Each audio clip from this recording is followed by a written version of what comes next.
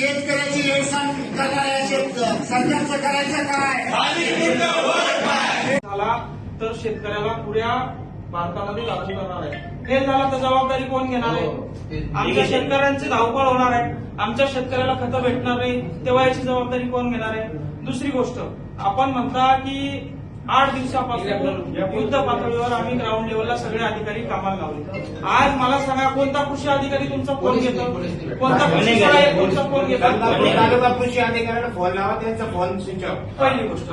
दुसरी गोष्ट, छत्रपती संभाजीनगरवर या जिल्ह्यामध्ये हा प्रयोग आम्हाला नकोय.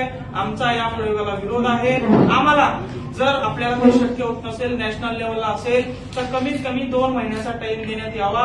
शेतकऱ्याची पेरणी होऊ देण्यात यावी, नंतर हा प्रयोग लागू करण्यात यावा.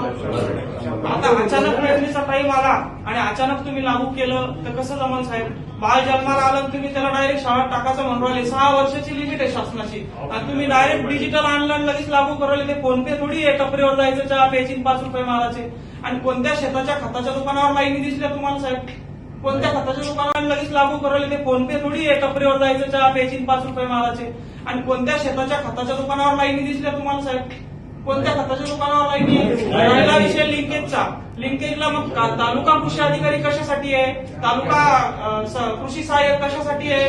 तुम्हाला हे लिंकेज प्रोजेक्ट हँडल होत नाहीये का? हे दुकानदार तुमचं ऐकत नाहीये का? याचा अर्थ तुमचं सपशाल अपयश इथं दिसतंय. आणि हे अपयश लपवण्यासाठी छत्रपती संभाजीनगरवर आपण हा प्रयोग करताय, तो कदापि आम्हाला मान्य नाही. आपण हा प्रयोग तात्काळ बंद करावा, आजच्या आज करावा. आपल्या हातात नसेल तर वरिष्ठांशी कॉलवर करून आमचा संपर्क साधून देण्यात यावा. जोपर्यंत आमचं या ठिकाणी होत नाही तोपर्यंत आम्ही हे कार्यालय सोडणार नाही. तुम्ही आम्हाला उचलून